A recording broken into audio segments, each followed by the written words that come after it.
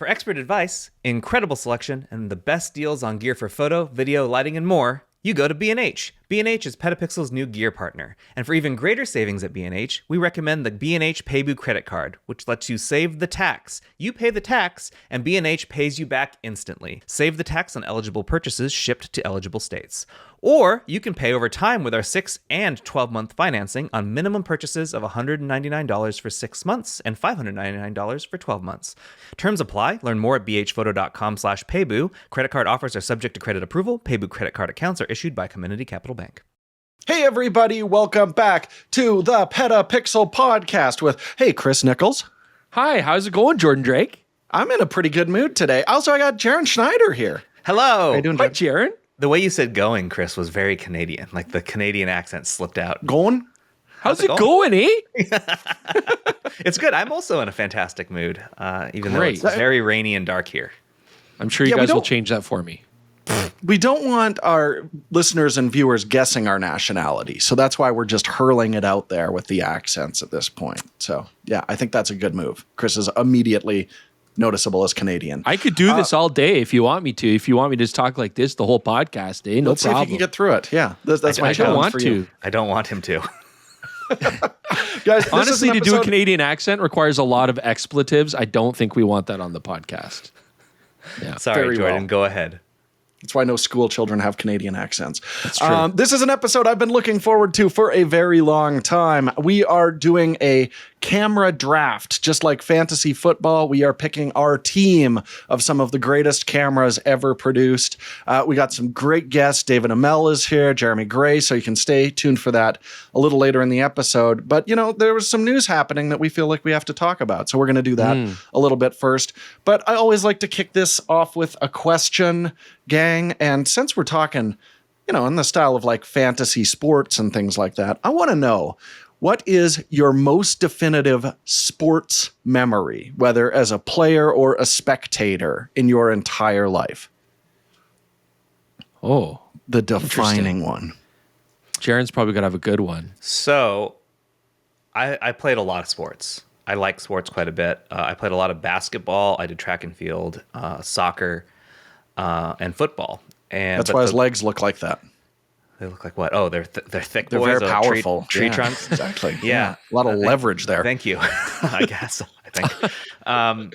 So I guess the one that's most defining to me is, so we had I don't know if you have this in Canada, but in the US, like a lot of high schools will do sober grad, where it's like an event they do that is alcohol free, but it's like tons of fun stuff to do. I know. Well, you're not supposed to drink when you're in high school anyway here in America. That's the most anti-Canadian thing I've ever heard in my life. So what my high school did is they set us up inside this huge like multi-purpose gym like thing where there's a lot of activities. And so like my best friend Elliot, he went and he played billiards the entire night against like everyone in our graduating night.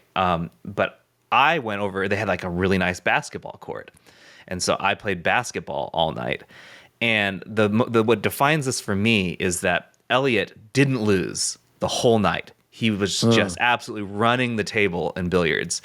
And I was lights out on that court. I could not miss any shot. So like I was taking absurd threes, like Steph Curry threes from like half court, just launching swish. Every single shot went in. I have never been that lights out before.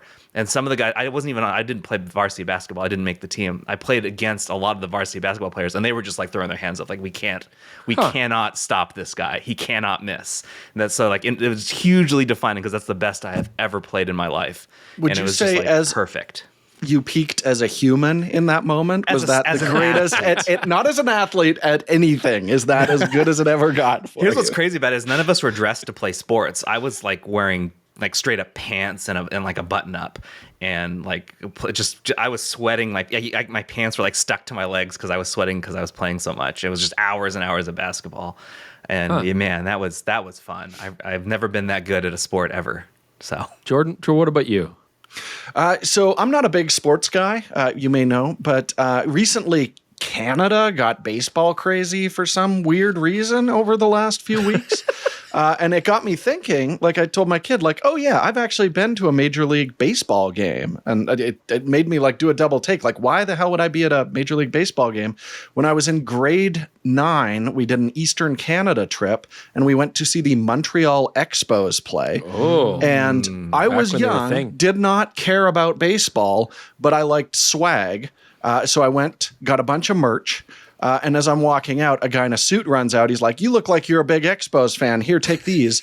Gives me 2 sideline tickets, like 3 back from the and I was just like, he gave me 2. I took one of my buddies from school down there, and yeah, we watched like 5 innings with like the wealthy mucky mucks, and we were just stupid kids. And again, did not care about the game at all, but they brought us free food, and it was paradise. So that is my ultimate sports memory. Do you guys know where the Expos went after that? No, I know there's a documentary coming out this year. Yeah. Yeah, but they are still a team. That organization still exists. They are Well, went to no the States. loyalty. They are the. Do you know who they are? No, the I don't know Nationals. that. Oh, great.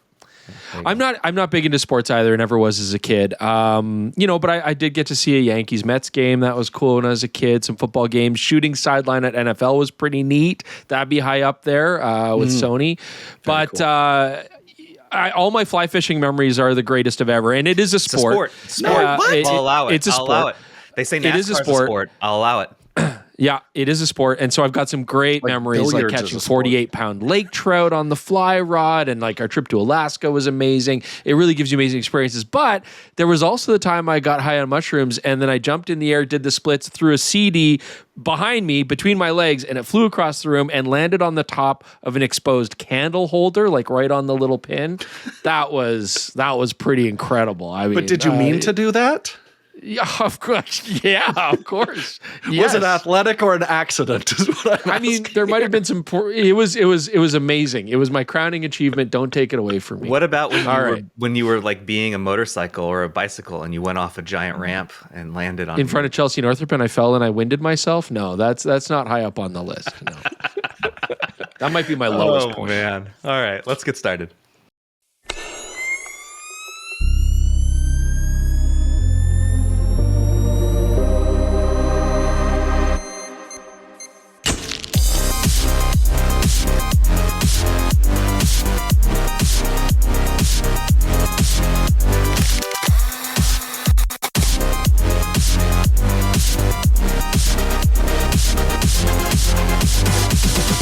We have to acknowledge the sponsor of today's episode. It would not be possible without them. And we've looked at the software before. It is DxO's Color Effects 8, brought to you by our friends at DxO and their legendary Nik Collection 8. This includes the popular plugins like Color Effects. If you're a Photoshop user and you want to take your color grading, creative editing to the next level, this is a fantastic way to go. Color Effects 8, I have tried it myself. I do really like how it integrates. The headline here is a completely redesigned Photoshop panel. It's sleek, dockable panel that gives you one-click access to your favorite filters. No more hunting through menus. All your tools are like right there on the side for you. The masking capabilities have been leveled up, and you can now bring masks that you create in Photoshop directly into Color Effects. So that's really handy as well. So you could use like the AI Select Subject tool and then go into Nik and then have that already selected for you. So it's seamless. The Smart Object workflow means everything stays fully editable. You're never locked into an editing decision. That's critical for professional work. And if you're thinking like, this would really make sense for me, where do I start? You're in luck. We've got you covered. We just published a comprehensive beginner's guide to Color Effects 8. So you can check that out. It's right on PetaPixel. It takes you through all the essential filters, how, non-destructive the workflow is and how it works, professional techniques as well from photographer Dave Kelly. You'll find the ultimate beginner's guide to Color Effects at petapixel.com, or you can click the link in the description below. Best part, of course, we want to give you guys discounts. DxO is giving our listeners 20% off any of their products, including Nik Collection 8, the entire collection. Go to DxO.com, grab Nik Collection 8, and use the code PetaPixel to save 20%. And we should probably talk about like the panel is a really big deal because it does sit on the side. I know it's hard to like get across the excitement when you're just talking about it on paper, but when you're in the middle of editing like hundreds of photos, trying to get that creative look under deadline and having those filters right there, it's super simple. It's just it's really it changes your workflow in a really positive way. Well, and the thing too is like they've got all these filters. It's not just like an endless pile of them that you have to scroll through. Like you can customize it, say like, oh, these are the ones that I'm regularly using and everything like that. So you can just have like your own personal toolkit right on the side of the screen. I happen to like the last edit button. That's like for the sake of consistency. Like you get the perfect look on one image, and then you can just like apply it to the next shot with just one click, and not have to try and remember exactly what you did, which I do a lot when I'm editing RAWs. I try and remember like the last setting I did because I don't use Lightroom. I use Photoshop, which might be my main problem. But this would be a solution because that's huge for serious work or maintaining like a signature style, which I think is important. I do find like I'm stuck with Adobe Photoshop and Lightroom Classic. I love the software. I like the way it edits. I'm familiar with it. So if you're already familiar and in that workflow, then this makes a lot of sense because it just upgrades the workflow in ways that you might not have known that you needed. So I really do appreciate that about it. Yeah, but it's not like super intimidating. Like that's why it's nice we have the guide on the website. Go to the website, check out the guide, and it's just going to tell you some things like, you know, how to really enhance like your contrast, your detail, all that kind of stuff. And it's not like here's a list of everything you can do. It's like here's the foundations to start, and then you can kind of build on that as you go. I also think it's important to remember that this is for someone who wants more creative control, that doesn't want to learn Lightroom's like complicated manual masking techniques. That's me. I see some of the work that some people do in Lightroom, and I'm like, that is way too much for me. The control points and color masks and the color effects do a lot of the heavy lifting for you, so you don't have to learn any of that stuff. So guys, if this does sound like something you want to explore, get that 20% discount while it's available. PetaPixel at the checkout on DxO.com will get you that. And again, that applies to the full Nik Collection 8 or any of the other software that DxO makes, like PhotoLab 9, all of these programs. So definitely go to DxO.com and just check it out. And again, remember, as Jordan already stated, the guide on PetaPixel walks you through everything step by step. So it's a great way to just learn and get started immediately. All right. Thanks to DxO for sponsoring this episode. Let's quickly get through the news so we can get to drafting. Yeah. This is somewhat related because it's a photo editing platform that dramatically changed this last week. If you guys might remember, Affinity Photo used to be like a suite of apps. Well, they have now combined all of their apps into one app. And more importantly, they went the DaVinci Resolve route. And they went free. So what you can download and use Affinity Photo free now, and the only thing that you would have to pay for if you ever want to are some of the AI tools, which I recall hearing some people don't want anyway. So they're not part of it. If you want those, you have to get a Canva subscription, which I think is like $14 a month or something like that. But if you don't want those, Affinity is free forever for everyone.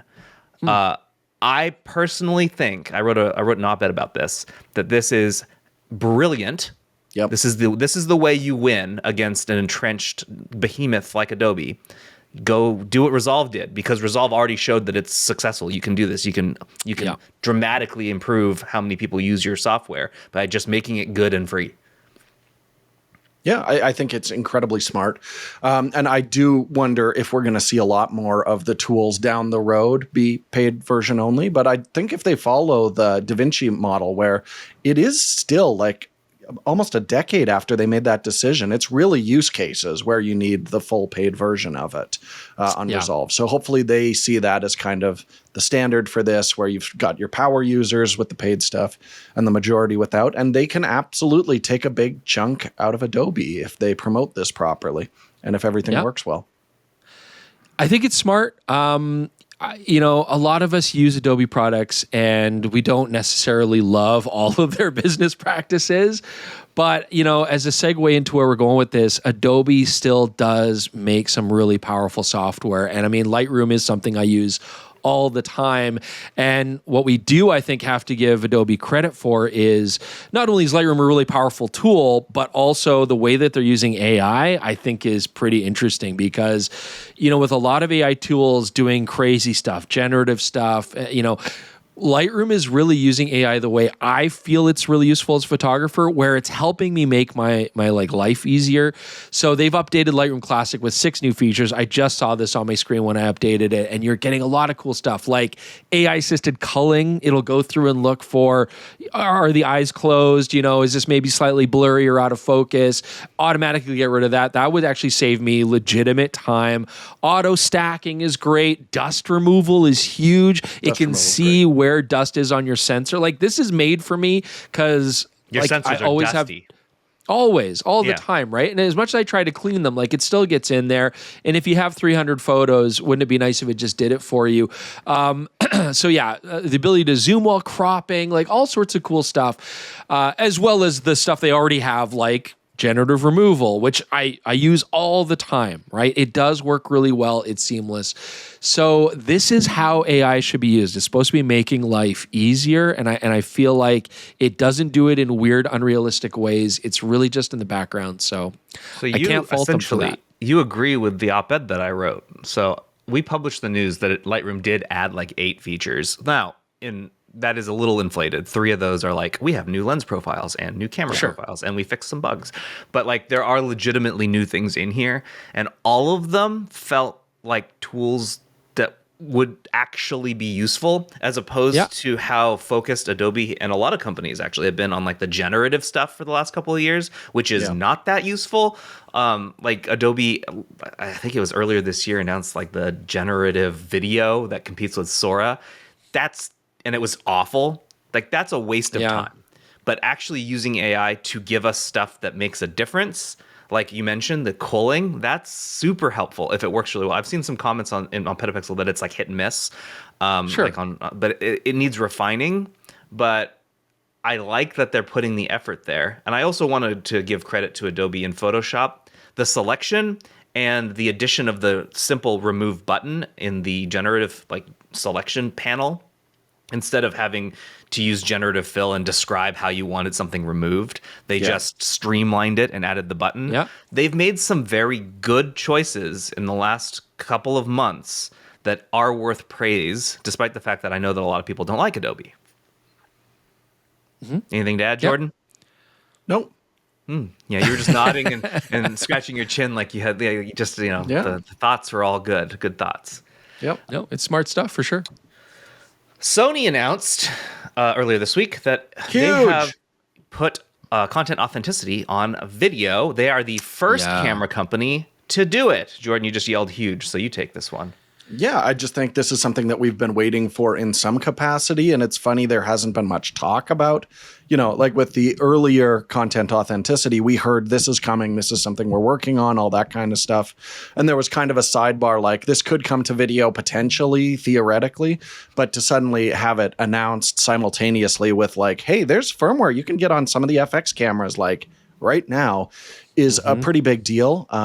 And the cool thing I find here, I've been a little annoyed with content authenticity being primarily on like the pro bodies, because obviously they're thinking like photojournalists and things like that. Yeah. But that's not, and that is still where a lot of our like photography on world events comes from. But the video, not so much. It is much more often going to be like a consumer who captured something and it's licensed by the TV news or whatever. So seeing this come down market is really cool to have it on not only, like a big broadcast camera, but the FX30. I would like to see a lot more movement in that direction. So I haven't run this through yet because I don't have a Sony camera that's compatible here to roll a video clip, see what it looks like on the C2PA website. So I'm curious about that, but it's definitely something I'm looking to play with. And I think it's a huge step in the right direction because I felt like Sony was almost lagging a little behind on this. They seemed a little less keen on it. And now they're kind of taking the front with video. So good on them. Good on you, Sony. Video is such an important thing, right? Like, because that's where we're looking at newscasts, we're looking at press events, we're looking at government statements and stuff like that, right? And like, if you see how far AI video has come, even in just the last 3 years, how it looked like absolute hot trash, and now it's very close to convincing, right? And it's only going to get better. It's going to be a frightening world to really kind of sort through what's AI and what's not. Frightening, honestly. Yeah. So this kind of stuff has to be put in place. Absolutely. If for anything where we need to know like that's absolutely true, anything helps. Anything helps. All right, moving on. I actually have it here with me, so I can show it to you guys. But Do you? There's a new strap called the LemurStrap, and it is, I have it here, an interesting design. So in addition to, essentially the way this works is there's a plate, you can hear it jangling around. So there's this plate. Our poor audio listeners. Yeah. There's a plate that is attached to the strap itself, and that's where your Arca Swiss plate slides into. So you could easily take this off, put it on a tripod without having to take the strap off and have it dangling everywhere. That's super annoying. That is so smart. Yeah. They made this come off and it just slips back in. But when it's on your shoulder, it has like this silicone pad here that sticks to your arm. And so you then have a clip that you undo with one hand that slides the strap through it. So you can easily raise it to your eye, drop it, then reclip it, and then it stays in place. This is a cool design. This was apparently on Kickstarter. I don't remember it being, but apparently it was. And I have worn it, and it's very comfortable. And I think it's really neat. The only thing that's kind of odd is how gigantic this plate is. I think they made it this big just for like stability purposes, I guess. But that's my only thing that I can say. What do you think, Chris? You don't like straps, Chris. I don't like straps. Okay. I mean, so I guess the thing is this, like the plate is large. It's not going to fit every camera. Maybe they'll have different plates for different cameras eventually. My TX1 like, does not fit on this weird. It fits weird because it's on it's good. So that's going to take some versions, right? But I mean, I don't know. I still hate camera straps. Like it's not that there are some convenience factors. I hate putting them on tripods. That's one of the worst things ever. So this does alleviate that in a really smart way. Yeah. But we've seen this with other. Yeah, but Peak Design has similar kind of stuff with their clips on, and like everybody's kind of trying to do this. It still doesn't take away the fact that I got a strap across my body, and I really don't love that when I'm shooting photography. But otherwise, I don't know, man. It looks interesting. It's a neat idea. I like the Arca Swiss integration. Yeah, it's still a strap around my neck. I hate it. All right, a photographer has decided to do the insane. And he has taught himself optical design so that that's wild. Well, he wanted to make an anamorphic M mount lens because no one had done it for a reason. Yeah. So here we go. He's making one. He's trying to get the Kickstarter going. Why, Jordan? Why would we do this? I mean, I've had fun with anamorphic photography. You've had fun with anamorphic photography, Jaron. It's true, and it was on an M mount. Yeah, there you go. It's not properly coupled. We're adapting stuff. So, I used a mirrorless camera that could give me a D-squeeze. God knows how you did it blind on an M camera. I bet you would have liked something that was natively M mount, right? Yeah. No, that was not what I would call easy. I'm hoping that they'll have like clip-on viewfinders for this that are de-squeezed. I think that would be really interesting to throw something like that on the shoe. But even just to have like a ballpark of what you're looking at and be able to focus, that would be pretty hot. So it's fun. It's not going to be hugely popular, but if they're designing it themselves, I don't think they're looking for mass production on these things. It's cool to have an alternate option out there. Yeah. But I think the majority of the people who are going to mess around with this are going to be like, yeah, I'm going to put it on a mirrorless camera and be able to see my composition and focus that way. Yeah. The Kickstarter has currently 24 backers, raised $46,000.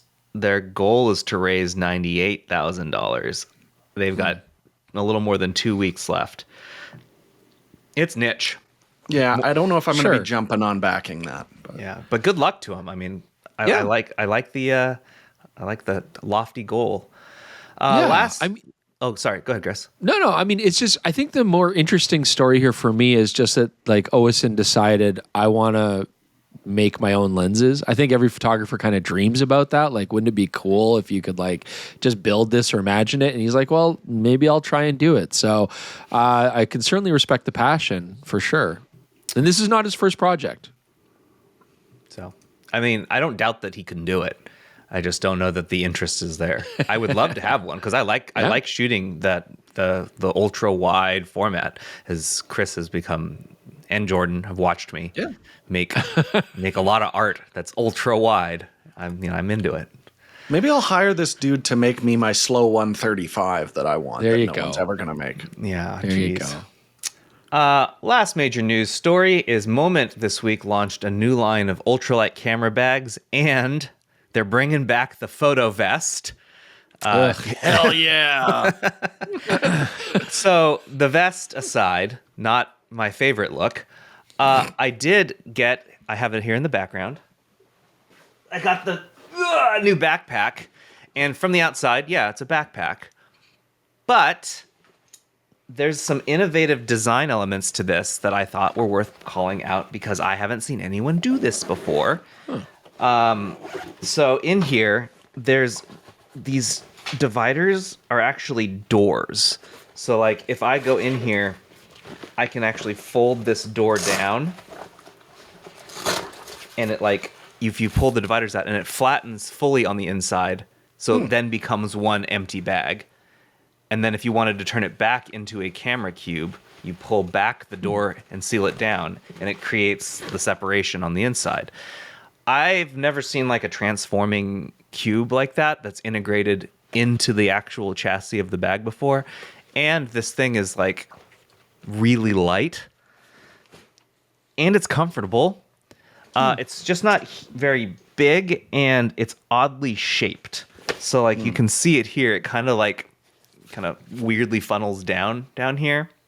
Like it's not like, it's smaller at the bottom than it is in the middle. Oh, weird. Which I find odd.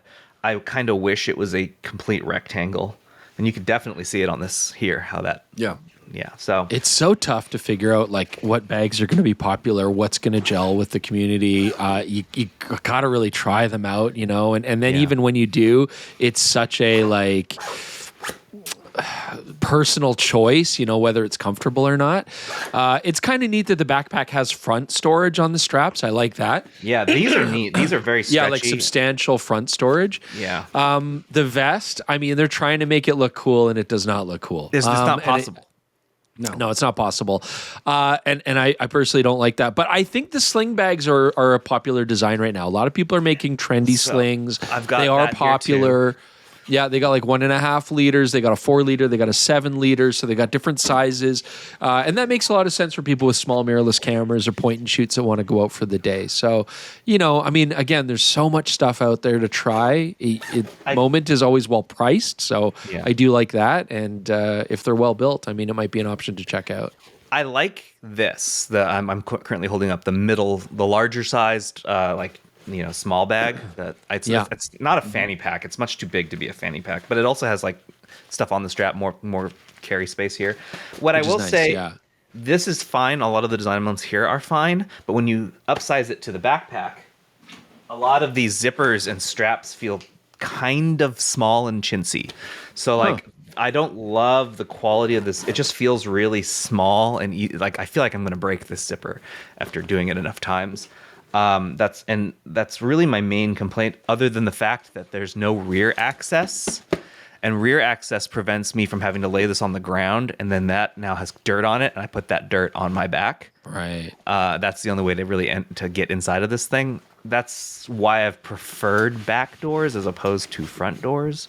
Yeah, but that's, again, a preference. Not everyone likes it. And like you said, Chris, bags are tough because they're so personal, and people have what does make it easier, though? So like some of these sling bags, like even the 7 liter, $120, that's not bad for like a large 7 liter sling. And certainly the smaller slings are even more affordable.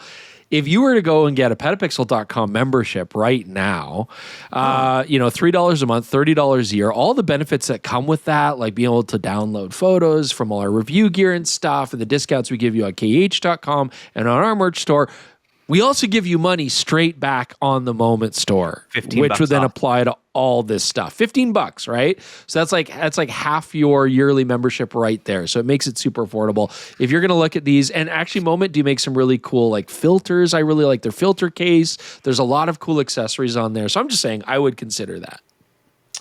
Yep.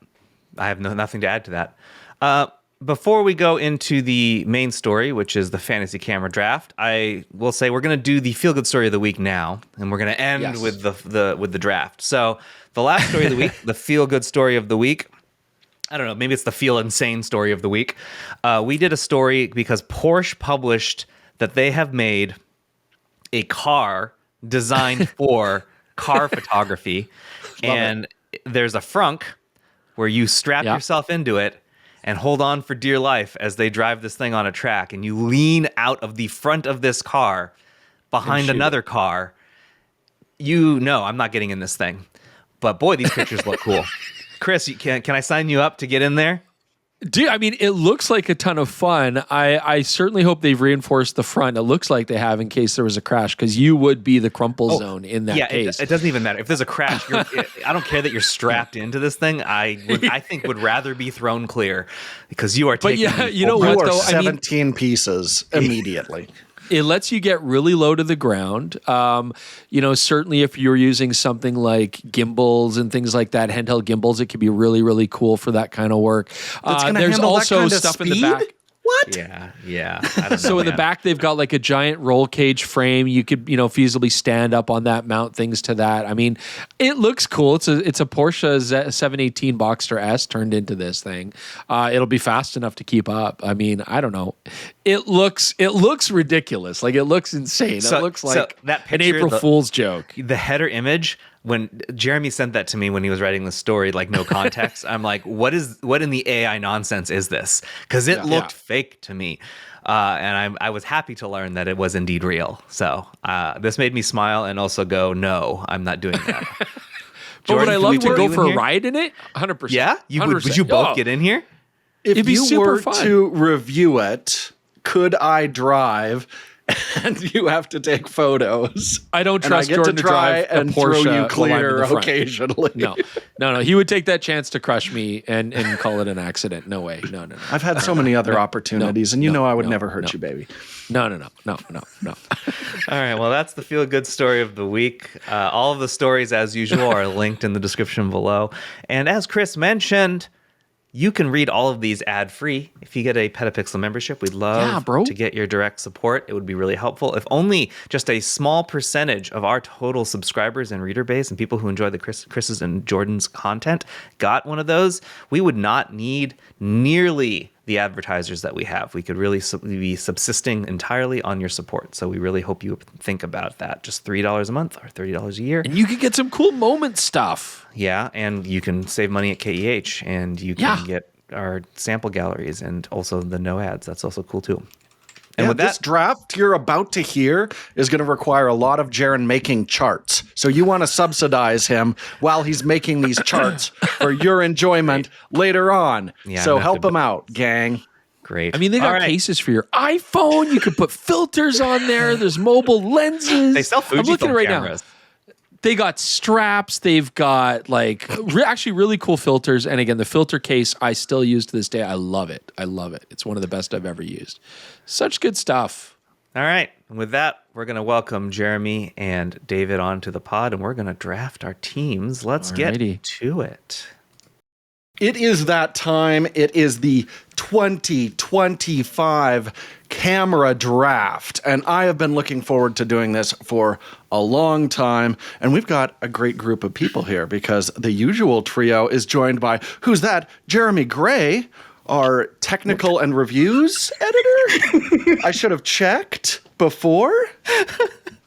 He just knocked his glasses off his face while he was trying to act. Did I do good? I don't know. Yeah, he's our senior tech editor. You're doing awesome. Great. And hey, who's that in the other box? Whoa, it's David Imel is here with us as well. Throw some credits, David. Credits? Yeah. Hi. Like cool dude. Podcast. Just awesome photography on man. The internet. Yeah. Yeah. This is going great. Yeah. So I'm going to give a little bit of backstory on this premise. So I did not create this myself. I listened to a movie podcast called The Big Picture, and once a month they will draft like a fantasy football league, but movies or actors. And I love those episodes. I think they're a lot of fun, and people can get very competitive about making sure that they get exactly what they want. And I said, let's rip them off completely and apply this to cameras. So we've got a variety of cameras. We're going to do traditional drafting rules. We're going to snake our way through this. And if someone picks a camera series, that is off the board. No one else can pick that. So you want to get in your top picks very early. But I have to say, when I mentioned this drafting thing, Jaren's eyes like rolled back in his head and he was like, drafting rules, and started talking about camera things that are like tight ends or whatever. So he's very serious on this. So Jaren is going to be keeping track of what's going on. He will be managing and timing this because to him, this is a sacred and beautiful thing that all the rules must be followed to the T. Is that correct, Jaren? Yes, I love fantasy. I do fantasy football. Jeremy does fantasy football. We're in a league together. I'm doing awful this year. But yes, I will be tracking this. I'll be acting as general commish for this. I will also be reading you the rules whenever you are done introducing this as a topic, Jordan. Fantastic. Now, as well, I do want to point out, it's not just us deciding like, oh, that's a pretty good setup. We're throwing this out to you, the listeners and the viewers. So we will have everybody's drafts available, and afterwards you can vote in hopefully 2 places. We'll know by the end of this podcast, and tell us who you think drafted the best team. That's so right. Why don't you take it away with the rules, Jaren? All right, so here we go. As Jordan alluded to, when we're drafting cameras, you're not drafting an individual camera. Like, you draft the whole series. So the best example I have here is for rangefinder. So these are the groups. Let me back up a little. Here are the members of your team. A mirrorless camera, an SLR, DSLR, rangefinder, medium format, fixed prime lens, point and shoot, bridge camera, and then a bench, which can be anything, even those not mentioned above. You have to fill this team. You can draft in any order, and any camera you pick is a full series. So as I was saying, like the best example for it would be rangefinder, Leica M. That gets you every Leica M camera that exists. So you take all of them off the board. Oh my God. That makes it a lot more competitive because it would be dumb if I could pick like a M11 and then like Chris could take the M10. That's dumb, stupid. No, you get the whole horrible. series. Be an abomination. There are some cameras that can be considered for multiple categories. For example, the Mamiya 7 is both medium format and rangefinder. When drafted, a camera can be slotted into any appropriate position that would fall into by the drafter. For a fantasy football comparison, this is like saying Taysom Hill is both a tight end and a quarterback. During a drafter can fill any position they want in any order from the list of available cameras that has not yet been drafted. Once a camera has been drafted, it cannot be picked again by any other drafter. You will have 30 seconds after your pick. So essentially, like when someone makes a pick, we can have a brief discussion period. I'm not going to time that. But as soon as discussion's over, you're on the clock. You got 30 seconds to make your pick before it moves on to the next person. The draft is snake. So it goes from top to bottom, then bottom to top, then top to bottom. And the order, which was randomly generated, is David, Chris, Jaren, Jordan, and Jeremy. And then we'll go backwards from there. It would be then Jeremy, Jordan, Jaren, Chris, and David. And then David gets to pick twice. So David has the number 1 overall pick, but the downside to that is he doesn't get to pick again for a while. I will keep track of everyone's picks, and I think that's about it. And does anyone have any questions before we get to this? I think that was very clearly explained. I have a question. Sure. Are the Fujifilm TX1 and Hasselblad X-Pan the same camera? They Yes. are. Yes, they Okay. are. Considered the same camera. Just Considered making the sure. same camera. For the purposes Now I got a good potential steal here, I think, guys. Well, we all know that David loves that camera, and he made me love that camera. So do with that information what you will. All right. Let's draft. First up, David, you are on the clock. All right. Taking a Fuji TX1. Sorry. Where are you slotting it? Into rangefinder. All right. Fujifilm TX1. And the Hasselblad X-Pan. And it's a camera that rocks that we've been talking about a lot. Why'd you take that? Because it was my first film camera, and I think it's the best. It's like the one camera that if I had to get rid of every other camera I own, I would only keep that. It's very Right on. versatile. It does 2 formats. It's basically medium format. It's great. Lenses are great. Everything's great. I can't say Until that. downright affordable. Yeah, so It's very affordable. Very affordable. That's why I have 3. All right. Next up is Chris. You are on the clock. Okay, so just to clarify, Jeremy's chosen a rangefinder, but I could also choose a rangefinder if I want, right? Yes, you'll have David to. chose a rangefinder, yes, but you can pick. Sorry, David you can did, fill yes. your team in any order you want. Ooh. Okay, well, I'm still going to go, I'm going to claim DSLR here. And I mean, I think it's an easy win. I'm going to go with the Nikon D800 series. Damn it. Just a fantastic digital SLR series. I loved it myself. They're capable cameras, and they still are like amazing today. So we're talking D800, 810, 850. I didn't even put that on my draft list because I knew it was going to go. Yeah. All right, I so gotta eliminate my something here. I am on the Crossing- clock, and I would be a fool not to take Leica Don't you M. do it. Oh. All I'm right. taking the Leica M series and filling my rangefinder slot because Yeah. it's absolutely like an easy pick. Like it's like taking the number 1 overall that's picked every year in football. Like, you know, when Christian McCaffrey was it, you have to take it if he's there. The Leica M's on the board. I'm taking it. It's mine. Jordan, Is you're this up. going to be football references all throughout today? Oh, you better Jaron, believe is it. You better believe that the Leica M series is my Christian McCaffrey. Jordan, you're up. All right. I am going to take one of the other big ones that's still on the board for medium format. I'm taking the Hasselblad 500 series. So these are legendary cameras. They've been on Earth and the moon. But what I love about them, it's just totally modular, like, you know, whatever type of shape of negative you want to shoot with it. Interchangeable lenses. You want to shoot waist level, shoot waist level. Put a viewfinder on it. Who cares? It's just a box you attach things to. It works great. It's legendary. And when you push the shutter, it goes sploop, which is great. Sploop? So, shkloop. Yeah. It doesn't go click. It goes shkloop. They're gross. And they even have the moon version, which has pump. Oh, Jeez. damn it. I mean, David, of course, has a moon version because David's been to the moon. That's true. Of course you have that camera. That's hilarious. All right, Jeremy, you are on the clock. Boy, this is, I assume, as stressful as a legitimate NFL draft. No question. Oh boy, got some good options here. And you're picking twice in a row, so you've got a full minute to make Oh, two that's picks. true. That's true. Great reminder. Thank you.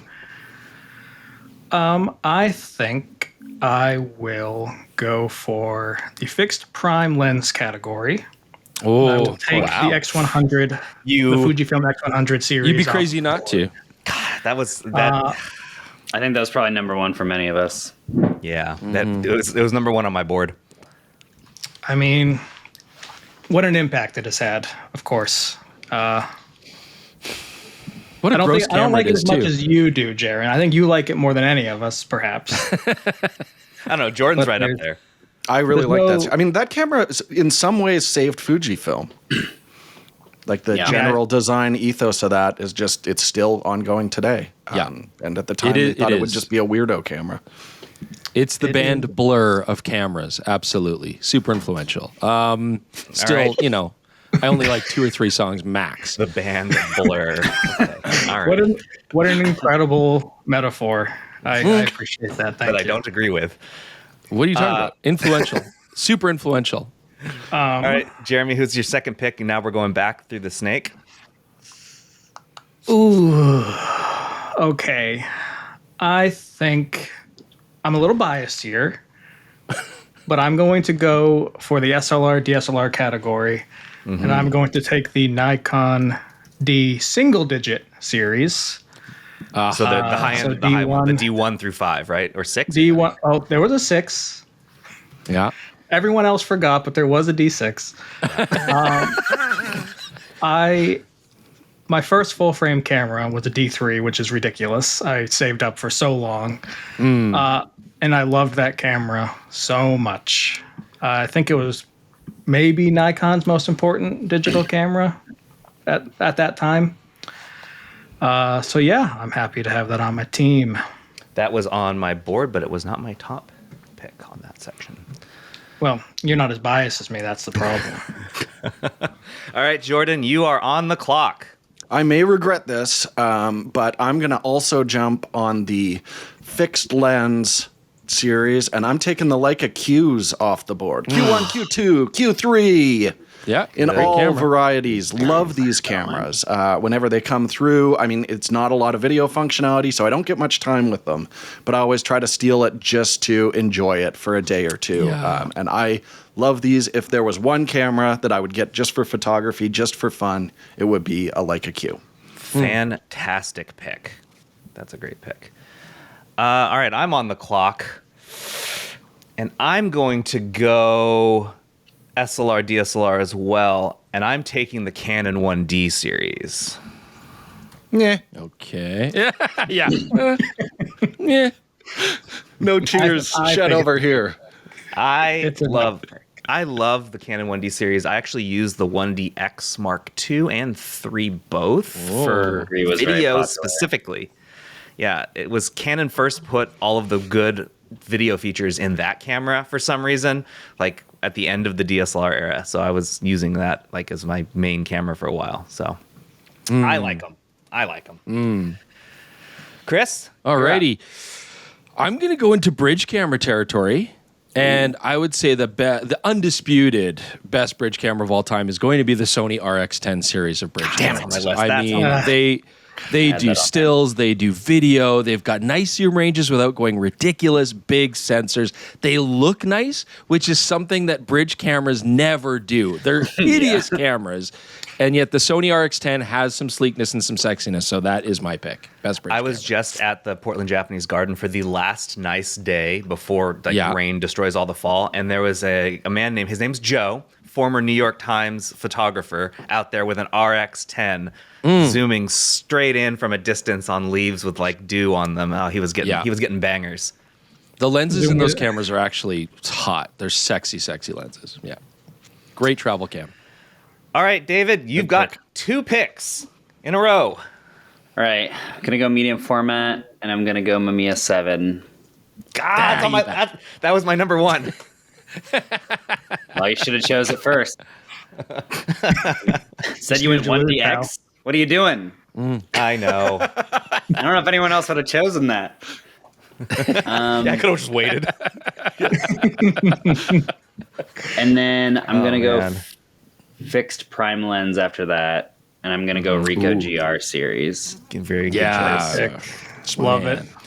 The reason I didn't pick that on mine is because I have one that I don't think any of you are going to pick. So I used the wrong logic, though. You're right. I probably could have just kept the 1D on there. No, man. You like a camera, you go for it. You don't wait. Yeah. It might not be there. I had I mean, it Mamiya would've 6 been, but it because might I not. want the full box, the 6x6, just square as It's hell. so boring after But the a while, 7's you know? hot, dude. The 7's The so 7's hot. hotter, no question. David, your Boxy team's is already beautiful. looking good. They're my most Chris, you're up. Yeah. Okay, man. I'm going medium format, and it's going to be the Fujifilm GFX 100 series. Yeah, good call. Really? You just can't mess around with it. I mean, it has really revitalized the medium format market. It has taken market share from everybody else. They're great cameras to use, and that 100 megapixel sensor really shines on that camera. And it's affordable, accessible, and has great lenses. I mean, I don't know. I think it's a killer system, which we all universally seem to love. Okay, I'm furious about this. I'm up, That was my next one. and I have to pick one because I'm afraid there won't be any left if it comes back to me. But I'm going bridge camera, and I'm taking the P9000 series from Nikon. Ooh, good pick. 900? 9,000. 900? Is it 900? Yeah, 900. 900 and 1000 P900. are the 2 series. I think we could loop all those together. I think that's it's Whoa, the whoa, same whoa. camera. Whoa. Even the Let's 1000? not loop them all together. 1,000's got a bigger zoom range. I don't know. That's a tough one. It's 1,000 millimeter difference. It's big. Okay, in that case, I'm taking the P1000. If we're gonna break One it is up. for people who like to Gosh, go birding, and another is for flat earthers. So we got to be careful there. It's a very different target audience. Okay, that's my pick. Jordan, you are up. All right. I can't believe you guys haven't got there yet. Compact, I'm taking the RX100 series from Sony. 1 through 7, Type 1 sensors, redefined the point and shoot market, and still some of the most popular point and shoots in the world today. I don't love shooting with them. Like, they're not fun to use, but when you look at the size and what they can actually create, it's a pretty compelling combo. So taking them. taking them off the board. Good pick. Okay. Okay. Jeremy, I'm evil not sure I laughter like aside. following Jordan with picks. I'm a little scared now moving forward. Okay, well, I was going to take the GFX. Chris ruined that for me. Yeah, you're welcome. Thank you. Thank you very much. I think I will. I'm not going to get too fancy here. I'm going to move into mirrorless, be the first one to take a mirrorless off the board. And I will go the Sony A7R series. Oh, that was Interesting. Okay. That's a good pick. That was it's number one on the top of my board too. Interesting. I think, well, these were obviously the original models were hugely important for Sony to get that market share at a time when it was kind of hard to claw it away from DSLR. But moving towards like the A7R5, where we are now, it's still just got the best image quality of any full frame camera. I really love it. I just used it again recently for, I believe, the 400 to 800 review. And I was just shocked at how good that series still is. I can't wait to see the next one, whenever that is. All right. And Someday, I hope. Your next pick? I think I'll go to medium format. This is tough. I'm down to the two candidates here. I think, you know what? No. I'll leave medium format for later. I'm going to go into the point and shoot zoom, and I will go for something real stylish and sleek. Maybe too early. Panasonic ZS series. I love those cameras so much. Solid choice. Yeah, that's pretty much it. They're really nice. I don't think they got enough recognition for what they brought to the table. You took that straight up to your 30-second limit. I was going to auto draft for you. Well, I'm curious. Who would that have been? Oh, I'm just Something miserable? I would have just told you have to make a pick now. I wasn't actually going to auto draft something for you. All right, back to Jordan. It could have been anything. Gang, I'm taking the Canon 5D series, some of the most important cameras in history. The first consumer full-frame camera was the original 5D. 5D2 started the video revolution. 5D3 was kind of the first incredibly well-rounded camera. 5D4, no one cares. But you know what? I got quite a legacy here, so I'm very happy with this DSLR pick. Good choice. It is funny how quickly the 5D4 was just like completely ignored. How generally nobody cared about that camera at all. It was just too late. Too little, too late. Yeah. All right, I'm on the clock, and I am not sure what I want to take next.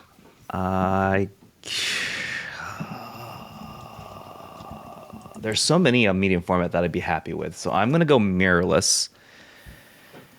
And that's going to tighten up soon.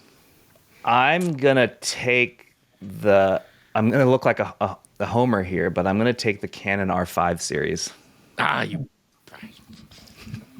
It's just like Canon's R5s have been all good, and the new one is spectacularly good. So it's not like a fun camera; it's just a good camera. Yeah. So it's a direct continuation of the 5D series, basically. Like it picked up right where they left off, and it's a camera that can do anything. Yeah. Good call. I feel like I got to go into mirrorless now, just so I can grab something before they're all If you do gone. what I think you're going to do, I'm going to flip this table. Well, I don't know. I don't know what you think I'm going to do. Like, there's lots of great cameras in this line and stuff, but I'm going to go with a popular vote here because I think this camera line has more influence than any other camera right now, and I'm going to go with the XT series from Fujifilm. Great pick. Yep. I just feel like across that whole XT series, they have been stylish. They've brought fun back to the whole game, and so many people use it. So although you have more capable cameras like the Z8 and the A1 and stuff, like I just feel like the XT series is super influential, but not like Blur. We're talking like Beatles influential. So, Yeah. question here: can you take the XT series and it covers everything from the 30 through the 50, or are we saying No. I'm talking like XT 3, 4, Mainline. 5. 1, 2, 3, 4, 5. XT? Oh, got it. Yeah. Yeah. Yeah, That that was would my be first crazy. camera ever. Yeah, I think it Yeah. started a lot of people's journey, and they're so stylish and sexy, and they're very capable. You could plug a Sennheiser MK600 microphone into it with an That's adapter, right. it turns out. We That's- learned right before this started. That's And right. eventually the video got really good in them. Yeah.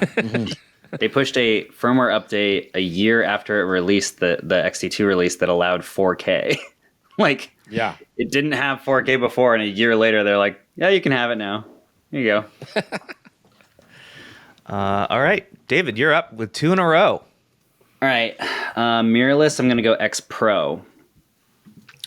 Yeah. Because I feel like those are very...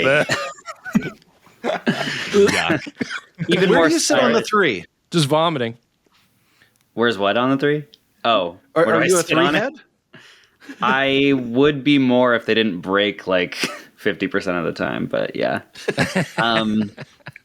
You know, a lot of the times when I'm reviewing something, I go, that's definitely going to break, right? And then 99% of the time it doesn't, and I'm pleasantly surprised. This is one of the times where it did, and I was like, okay.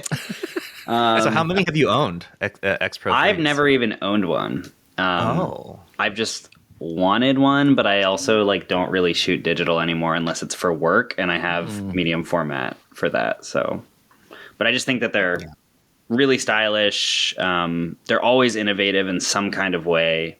I know that the X Pro 4, they've like gone back to the drawing board multiple times because they want to get it right. So I don't know. I think they're great, really cool cameras. And your for second the pick? point and shoot zoom, I'm going to do Canon G7X. Good choice. Yeah. All those girlies out there, they love them.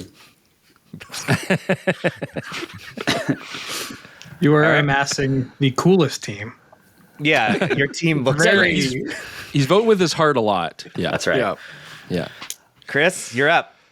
Okay, I better jump on rangefinder because we're running out of some of the big ones. So I'm going to go with something that, as much as I wanted the Leica M for sure, I'm going to go with something that's got even more cachet, I would argue. I'm going Nikon S line. So we're talking S2, S3, SP. Nice.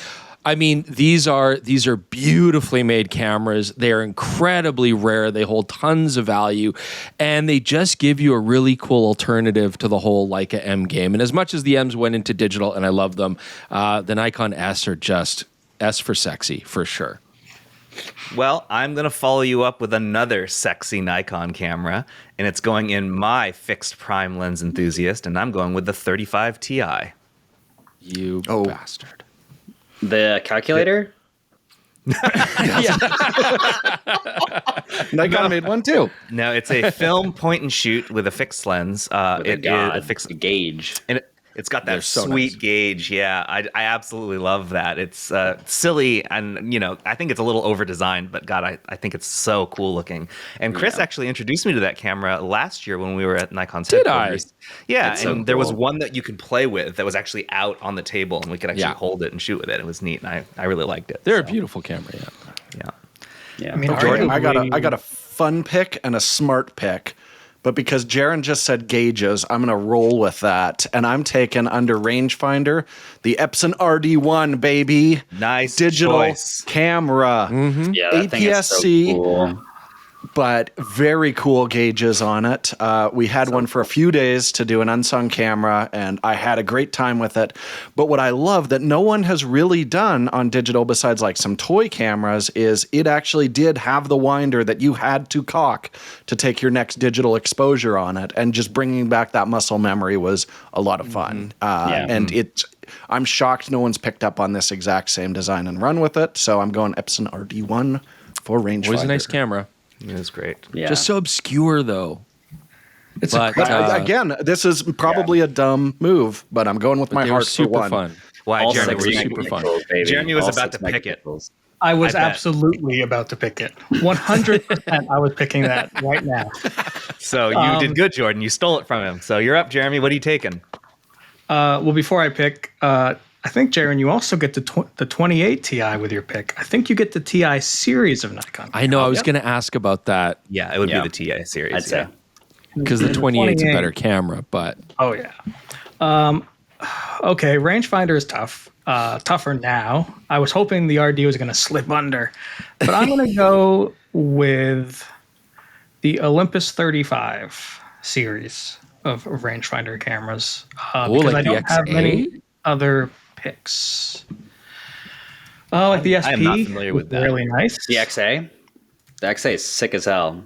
Yeah. yeah, but that's not the one you're talking about, right? The XA's little clamshell cover. It's a fun little camera, but only the first one was a rangefinder. The rest weren't. 35 RC is what I'm seeing as one of the choices. Interesting. Yeah, there's SP, RC. There was a third one. I was thinking of the SP, but Isn't this technically this falls under prime fixed lens as well? You could have put this under because I don't think this lens is interchangeable. Is that right? that is correct. It is a little compact rangefinder. I think it's cute and cool. All right. And there are not very many to choose from. Yeah. Rangefinders? Yeah, that's true. Yeah. The Bessa is still out there. That's crazy. Yeah. Yeah, I know. But I thought you might want it, so I was going to let that one just go. No, I Fade have. off. I took the M series, so like I didn't take my Bessa. But you got another pick, Jeremy. I do. I'm going to go to medium format, and I will go for a camera that I always love to look at when it pops up on used camera websites, the Fujifilm GW690 series. Ooh. That is on my list as well. It is, So all did of the- them are beautiful. Does that take all the GWs? How many are there? That's up to the commish. There's a There's lot, like- but they there's all do quite the a same few. thing. Yeah. I think it only takes the 690 series because there's more than one 690. So Yeah, there's a there are 690W as well. Yeah. So anything with the 690 in it is off the board, but the other GWs are fair game. Okay. I'm not worried. Okay. We have two more spots to fill. Jordan, you've got a bridge camera. Because we still have our bench. Yeah, well, I have bridge camera and bench left for you. You've picked. Oh, and mirrorless. You're right. There are three. Yeah. Yeah. All right, I'm going to go with a recent pick of just probably the most well-rounded camera period out there right now. I'm taking the Nikon Z8 series, which currently has a camera on it. But this is one of my favorite video cameras. It's an incredibly capable stills camera, and I do think it really represents like the future of where photo cameras are going. It was the first one where we saw them completely pull off a mechanical shutter in a professional photo camera. The design on it is wonderful. It came out quite a while ago, and I'm still thrilled whenever I get to use it to shoot an episode. So Z8 is probably my favorite single mirrorless digital hybrid camera. I'm picking between my head and my heart here. Because Go hard, man. Go hard. like I'm going medium format and I'm taking the Leica S series. Really? Including Like the one SL. of the weirdest, the S1 is what the one I'm actually Medium looking format. at. The Oh, medium weird, the super weird S1 included in here, which I'm going to use as my thumbnail for this pick because it doesn't make it like logically makes no sense to look at and hold, but I think they're really neat. And even though I've got a bunch of the same brand on my team, so if I have a bye week, I'm screwed. I like the Leica. I don't know what that means. In football, teams get 1 week off randomly throughout, so you have to fill like they don't get to play that week. So in this way, it would be like Leica would get a bye week and Canon would get a bye week, and I would be down 2 slots. They call the S1 a digital scanner camera. Well, and the S series really introduced the modern Leica interface too. It was like the very clean minimalist interface. That was the first time we saw it. Well, that's my pick. Chris, you got 3 spots to fill. Okie dokie. Yeah, I still got some spots to fill, and I really got to be strategic about what I'm going to fill next. So I think I'm going to go with fixed prime lens here. at this point. I'm actually going to go with my heart a little bit on this. And again, I like to pick cameras that I feel are influential to the market. So I'm actually going to go with the Contax T2 series. Ooh. In fact, it'd be the whole T series. But, you know, the T2 is really, I would say, the camera that moved people from like, this is just like a weird cult kind of thing to this becomes like a status icon. They're beautiful cameras. I can't fault the 35mm focal length. Every point and shoot fixed lens back then did have 35mm. But gorgeous cameras, the Ts, the T2s, the T3s, not only do they have brilliant optics and fantastic image quality, but they're also an exercise in stunningly gorgeous camera design. It looks a lot like the Minilux. Yeah.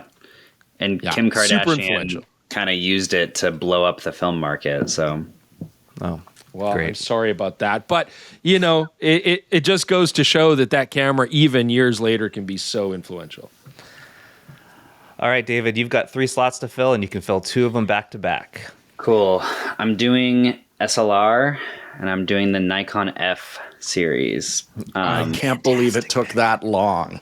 Yeah. Fantastic. Specifically want to point out the FM2, but all the F cameras. The F3 is legendary.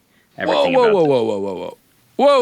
Can we do all F cameras? I think Is that are you saying I'm going to call it? I think just like we have to stick with like D800, and then you also have like the D fixed numbers. I think you'd have to stick with like F Pro body, or then like FEFM. I would say is FEFM FA is a group. I don't know. That's just me. I'm inclined to agree with Chris in this case. I think it's. Then I'm just going to do mainline F Pro body. Yeah. Okay. So what is your great pick? What's your favorite F body then? So I can make it for the probably the F3. That's everybody's favorite. Why is that? I don't want to get into an argument because it'll take an hour and a half. No. Why is that? It's a stupid. It's not a stupid camera, but it's a boring camera. It's got red on the grip. It looks cool. It looks like a race car. That's true. That's why. Like a race car. I want that as a quote. Why does everyone like the F3? It's a stupid camera. Look at this. Porsche designed. Yeah. Beautiful camera. The ultimate manual focus. So ugly. Oh, they're so beautiful. Wait, what's ugly about it to you, David? Nothing is ugly about bulbous. it. Okay. It's got red on the grip. Chris, what's beautiful about it to you? The F4, I mean, it's such a feature-rich camera. I feel like the actual control structure is beautiful, the way they designed it. So everything from the mirror lockup to the customizable buttons, large control dials, excellent mode dial. Like, it's made for professional work. I feel like it's a far more professionally capable camera than the F3. Super rugged. The interchangeable viewfinders are gorgeous. Fast motor drive, but also the fact that you get matrix metering, spot metering with manual focus Nicors gives it cool cachet. And they're super affordable because the F3 gets a hyperinflated value for no good reason. Jeez. And honestly, I mean, the F2, gorgeous, right? F2, gorgeous. Anyways, this is beyond the scope. He's just attacking you now, David. Jeez. No. I don't know what the love is for the F3. I think it would get so personal so fast. You wouldn't be blamed for thinking it was Chris's turn, but it is still actually your turn, David. You have one more camera to pick. I believe I only have bridge camera and wildcard left, right? Yeah, correct. Bridge is hard because you guys took the only 2 that I care about. So I guess I'll go with the Nikon P950, which came out in 2020. Wasn't there a new version that came out like a year or 2 ago? I feel like recently they added USB-C to it. Yeah, it's like the 1100, I think. Yeah. Well, that's a reason alone to have it win. Yeah, I don't know. It's smaller and lighter. It has 24 to 2000. It's fine, I guess. I wanted the P1000, but whatever. It's okay. Nikon P900 series, David Imel. It's fine. Maybe more people have the 900 series though. Yeah, it's more. I think more people do have it. Yeah, it's pretty affordable. Chris, you're back. I feel like we've never left you. You should just pick up talking about Fs again, despite. Yeah, exactly. Use your entire 30 seconds and get auto drafted. 80th of a second mechanical shutter speed. What a stupid choice. Anyways,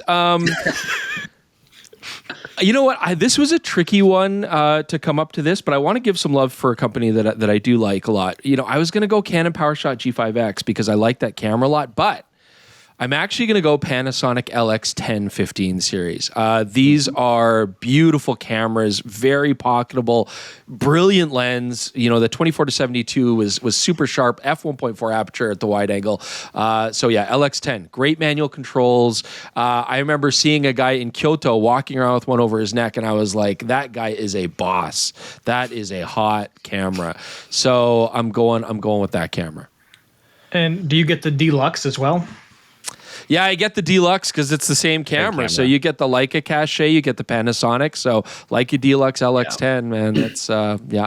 Did they Jared, do a make sure you deluxe front of load the the 10 or was it TX1 just the with, 100 series? X-Pan. Oh yeah, deluxe was 100 maybe. For Yeah. the audience.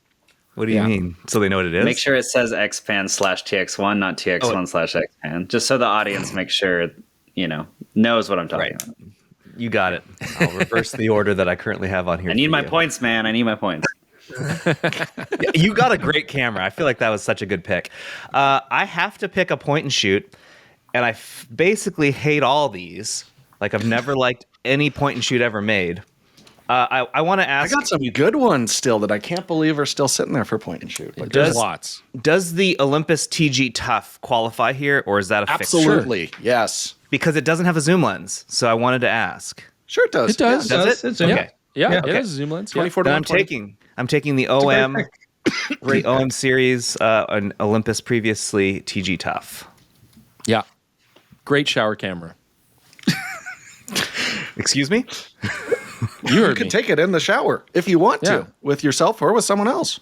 I was thinking I Exactly. wanted it so that I could get the autoclavable casing for it, and so then you could just Ooh. throw that bad And boy then in you an could autoclave.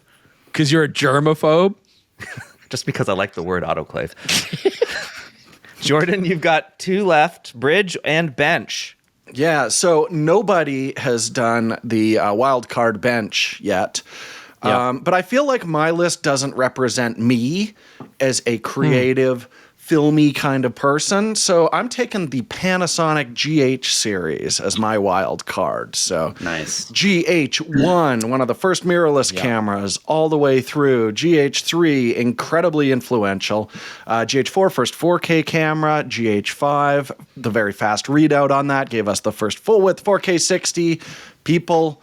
Would YouTube even exist without this camera series? Not in the way it does now. It would maybe it would be better. Who knows? But these are important cameras. They made us switch from shooting the show on cinema cameras to mirrorless cameras, a decision Great that we're choice. still rocking. And the GH7 right over here, I still use it when I need slow-mo. Best slow-mo you can get on a mirrorless camera right now. Rocks the house. Yeah. So you're leaving bridge because you don't think Jeremy's going to take a bridge camera you want, I guess. 'Cause I know he's not. I dove deep, and I was like, what the hell was the name of that thing? So it's sitting there. No one's going to find it. I can't wait for Jeremy to prove you wrong. Jeremy, you are up for your final two picks. Okay, for my first pick, I will go for my bench/wild card and pick the world's most popular camera, the iPhone. Oh. Whoa. Smart. That's out of left field, bro. I was not expecting that. Damn. Dang. It is. It's a pretty good pick. I mean, it changed photography for a lot of people. We might not love everything it did, but it's accessible, and the latest ones are really good. So yeah, I'm happy to have that one on the old squad. And your Bridge camera. Now I'm trying to think which one might he want. Jeremy's the only one who might actually steal this from me. So I've narrowed it down to two equally weird, bizarre, and wonderful cameras, but I will go Fujifilm FinePix S9000 series. oh, thank God. Okay, Was it? you're very, very close. But now I'm waffling about flipping. So okay, cool. I like that these. They look cool. That helps. I missed the the FinePix FinePix series. brand was cool. That was a great series of cameras. I Aren't they just like the X100? name. Aren't the X100s still technically called Fujifilm FinePix X100? I'm pretty sure. I think they stopped that a while because Did we they? did the rundown of all of them, and FinePix was very prominent on the original. Yeah. I think they lost it after that. Okay. What a weirdo camera.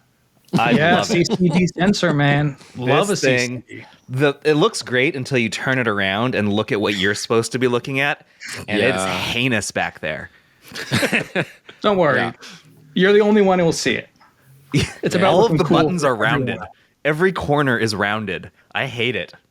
I had It has I had every to bust shape on open there. cobweb-covered doors in my brain just to remember that thing, man. Like creaking, rusty, like, and like dust comes out, and I'm like, oh yeah, my brain did store something about that camera way back. Good. Then I feel great about the pick. All right. Jordan, Back your to final me. pick is bridge camera. I never, for a company that doesn't make bridge cameras anymore, this is fascinating because I'm also going Fujifilm with the XS1, the only X series super zoom they ever made. A type 2/3 sensor. Think of how damn big that is compared to all your crummy little Nikon P900 and 1000 series. This thing has a manual zoom. It's actually like a real SLR style zoom where you can twist it to go wherever you want. Very fast readout, great color. It's a shame they threw this line away right after because it didn't really fit with the whole vintage style they were going for. This thing is ugly, but it that is might be one of the capable, and it's ugliest weird cameras that it I've was the ever last seen. of its line. It's so very I think it's ugly. very interesting. That said, That camera's the back of hideous. the back of the camera is not as bad as Jeremy's pick, although I don't love these slightly tilted buttons on the left that are like Bro. kind of look like they're about to fall off. Don't love that. It But looks the like texture is everywhere too. They put the texture all over that body. It's gross. It looks like it's inside of a waterproof case. Yeah. It looks like it has a Oh, Canon 18 to 55 kit lens bolted to the front of it with that hideous plastic. You know what? I think it's a solid pick, and I think the audience Okay, will I'm reaffirm sorry. my decision when it comes to voting time. Oh, I love it. That's a great I think pick. the four people that know it will be like, that's cool. So I'm up and I have a bench spot to fill, and I have it between two cameras. One of them is so obscure and weird, I just don't feel like it's going to be a popular pick, so I'm not going to pick it, but I will say what it is. It's the Large Sense LS911, which is the large format digital camera ever made. So it's a full Wow. gigantic panel of actual large format with the whole bellows lens system on it. Super cool. I will not be picking that. Instead, I'm Probably going takes Ricoh 5 minutes to GXR. read top to bottom. Sorry, I stepped on you. It takes a while. I'm going Ricoh GXR as my wild card. What a weird camera. Tell us about it, Jaron. It is a camera body with an interchangeable sensor system. Yeah. If you're And imagining some fixed lenses too. You could have put this in almost any category because they It had a is- fixed lens. There was a mirrorless camera. They had a consumer zoom. Yeah. it is exceptionally strange. It is every camera, almost Yeah. basically. Like it can be whatever you want it to be. But yeah, it's described as an interchangeable lens / sensor camera. So there you go. Chris, Very nice. your bench.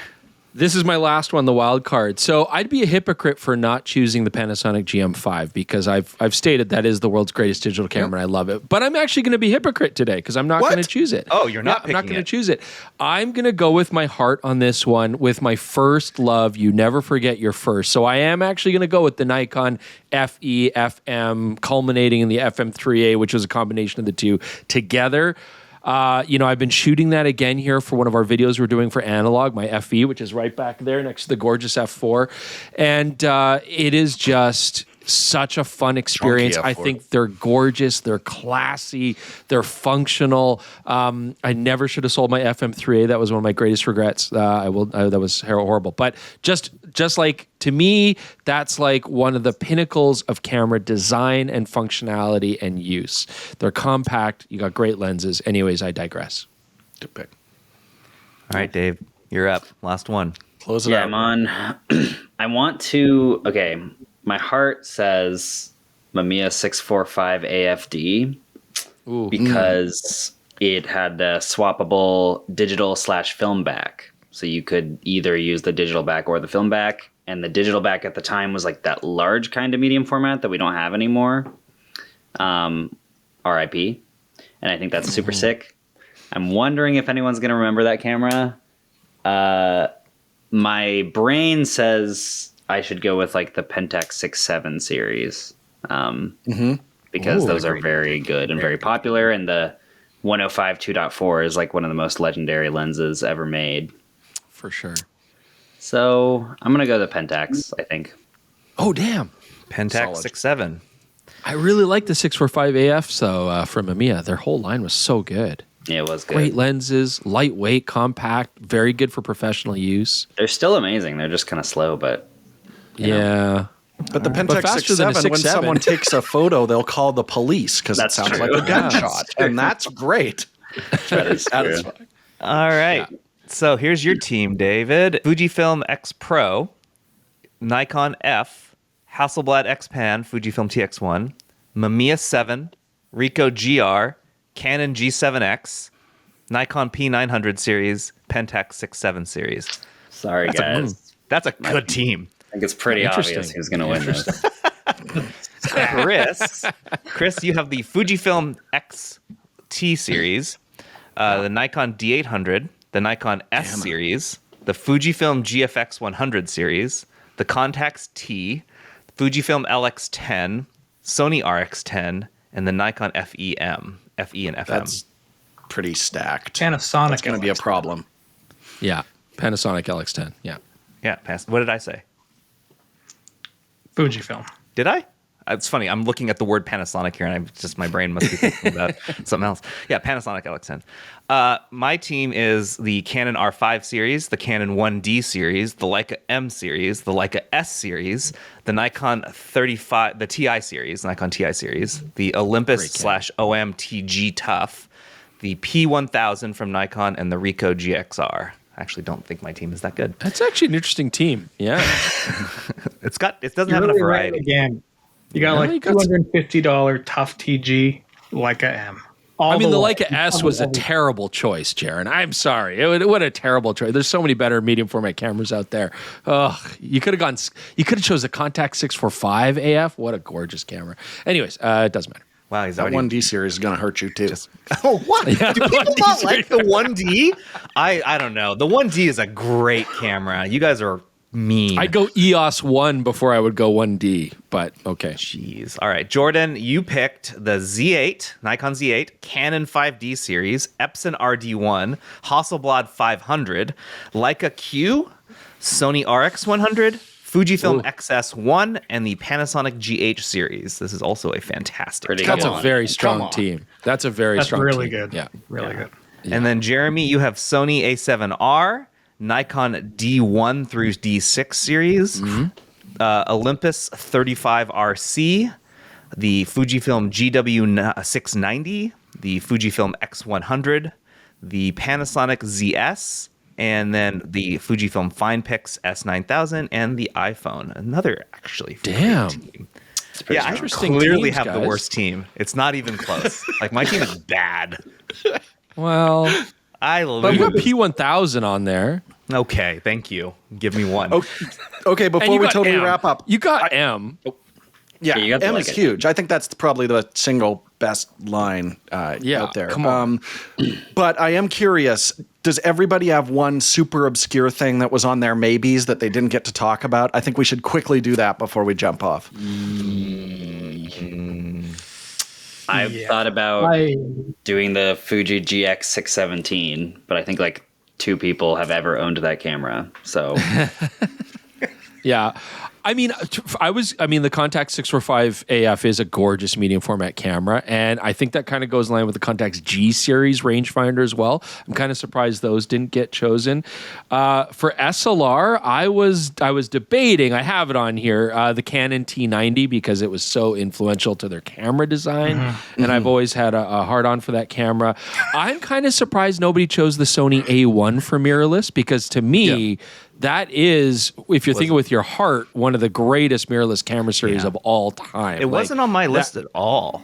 Yeah. You know, I had Z5 on there. And so, but yeah, the A1, I'm surprised that nobody went with that. I'm surprised no one went A6000, like the most popular Yeah. mirrorless camera series, period. yeah, but Sony got so many people angry when they released the A6300 and then like 6 months later released the A6500 that had a touchscreen. That worked. And it was like That worked. it was like the month after the return window closed for people. It was like it's not good. I thought I someone was gotta going to tell- choose the RX1R. as well. It's on my list. I would have picked it if the 35 Ti went, and that was the next on my list. Because the other one that I have on here is the GFX 100 RF is in my fixed lens prime as well, but I don't love it as much as Chris does. In fixed lens, I did some digging, and does anyone remember the Leica XU? No. A fixed lens APS-C underwater camera. Weird. They've never made anything like that again. 23 millimeter f2.8 fixed lens underwater camera, good to 10 meters. I think you need to get one for Sarah and make her make a video about it. That's gonna pop Make off. her. I don't That's have to try gonna very pop off. hard. Okay. I mean, we can try and find one. Does Let's KEH make that have camera one, Jordan? $1,500. You should Sorry? find out if KEH has one. I should do some digging. Yeah, I hadn't got that far. I was pronounce just it thrilled I shoe? was able to find it because I knew they made XU? something like that. I had a Rolleiflex 3.5 f TLR on my list as for medium format that I didn't go with. Classic. But then the GW690 is on there for me. The Mamiya that David picked is on there for me. I was also debating Pentax 645 because I really Because then like you could film 645. and the whole digital series. The 645 is really cool. I probably should have done that instead of the S1, which is funny because on my list, number 1 is Pentax 645 and number 5 is Leica S1. I was an idiot and did not go with my number 1 overall in that category. You went with your heart, and that was foolish. Yeah, it was I stupid. thought about doing the Canon or the Contax G1, G2 cameras because those are on my list too. sick. Yeah, those are very popular. Sick. That's only rangefinder, right? I don't think you categorize that under anything else, even though it's not technically a rangefinder. Yeah. By some people's description I'll of leave what a it maybe rangefinder is. topic.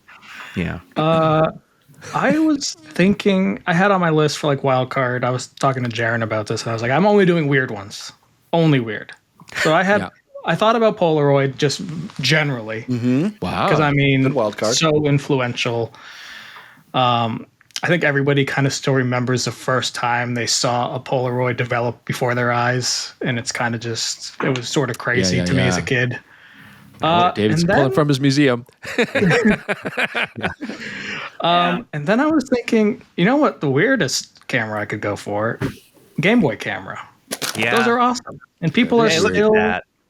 Yeah. that's so nice. Good old land. The design is still so cool. Yeah. The it's sonar great. autofocus too is like so dope, and it's so fast. It's so sick. You have Maybe so I many should cool have done it. cameras, David. Someday I will be half as great as you when it comes I to bought having them before the market decided to catch on. So Good call. Your time. yeah. Yeah. Cool. I am still, I think I will forever hold a grudge, Jordan, about you taking the RD, the Epson RD. I That's felt fine. That's so what this is good. about. I was not as much screaming at each other as I was kind of anticipating. This was all very civil, but I just want to know, Chris, did you have fun?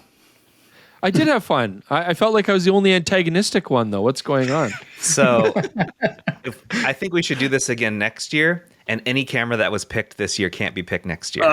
We've run out of we've run out of God. cameras, guys. We ran out of literally all of the bridge cameras. There are none left. Yeah. No. you gotta Maybe see that that. People were category- drafting Leica S's in the first one.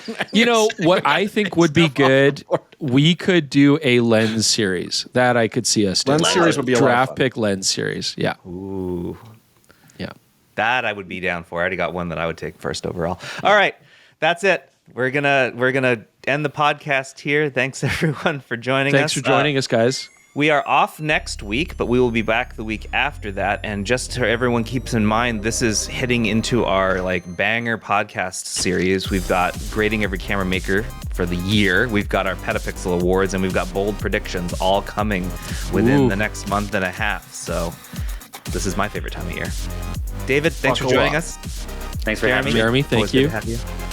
All right, thanks everyone. See you guys. So yeah.